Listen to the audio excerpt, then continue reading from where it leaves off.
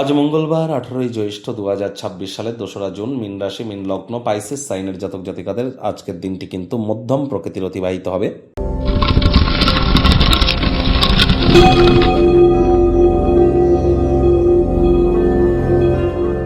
ভিডিওটির শুরুতেই স্ক্রিনে আপনারা দেখতে পাচ্ছেন বৃহস্পতি গ্রহের বীজ মন্ত্র ওম গ্রাং গ্রিং গ্রং স গুরাবে নমঃ।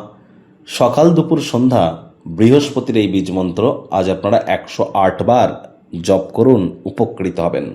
আর যারা জানেন গুরু প্রণাম মন্ত্র অর্থাৎ অখণ্ড মণ্ডলাকারং ব্যাপ্তং ইয়েন চরাচরম তৎপদং দর্শিতং ইয়েন তস্মাই শ্রী গুরবে নমঃ। গুরু ব্রহ্মা গুরু বিষ্ণু গুরুদেব মহেশ্বর গুরুরেব পরম ব্রহ্ম তস্মাই শ্রী গুরবে নমঃ। তারা এটিও জপ করতে পারেন। আর যারা দীক্ষিত আছেন খুব গুরু মন্ত্র জপ করুন।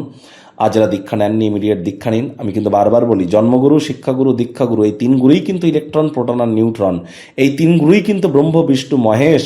এদের প্রাপ্তিতেই কিন্তু আমাদের জীবন ধন্য ধন্য হয়ে ওঠে, আমরা কিন্তু তবেই প্রোটেকশন পাই। আর আজকের দিন অর্থাৎ এই 2 তারিখই কিন্তু, এই 2 তারিখ ভোরবেলা ঠিক 3টের দিকে বৃহস্পতি কিন্তু উচ্চস্থ হতে চলেছে 12 বছর পর নিজের নক্ষত্র পুনর্বসু নক্ষত্রে। আর এখান থেকে একটানা 31শে অক্টোবর পর্যন্ত বৃহস্পতি কিন্তু উচ্চস্থ থাকবে।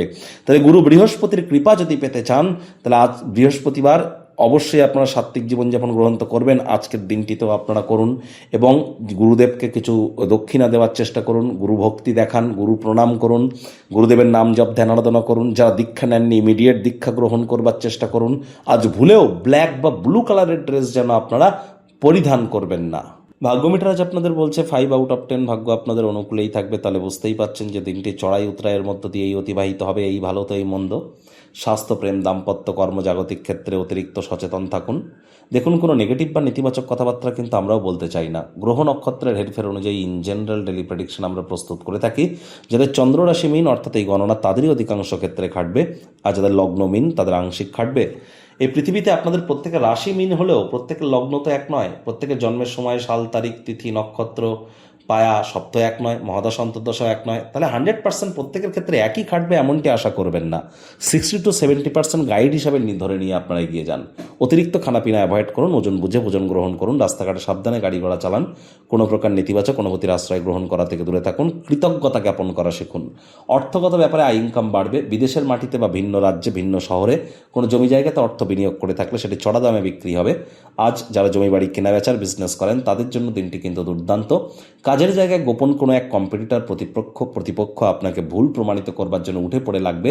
চোখ কান খোলা রেখে এগিয়ে যান, কম কথা বলুন, কাজের জায়গায় কাজ করুন বেশি, মনের থেকে মস্তিষ্ককে বেশি দাম দিন। রাজনীতিবিদ যারা আছেন জনসংযোগ বৃদ্ধি করুন। আপনার নিজের পার্টি, নিজের দলের অভ্যন্তরেই কিন্তু আপনার বিরুদ্ধে চক্রান্ত, ষড়যন্ত্র চলছে, চোখ কান খোলা রাখুন। শিক্ষার্থী বিদ্যার্থীদের পড়াশোনায় মনোযোগ আরও বৃদ্ধি করতে হবে। উচ্চশিক্ষার জন্য যারা বিদেশ যাত্রার কথা ভাবছিলেন, ভাগ্যদেবীও আজ আপনাদের পক্ষে নেই। সন্তান সন্ততি থেকে থাকলে তাদের দিকে সজাগ দৃষ্টি আপনারা বজায় রাখুন।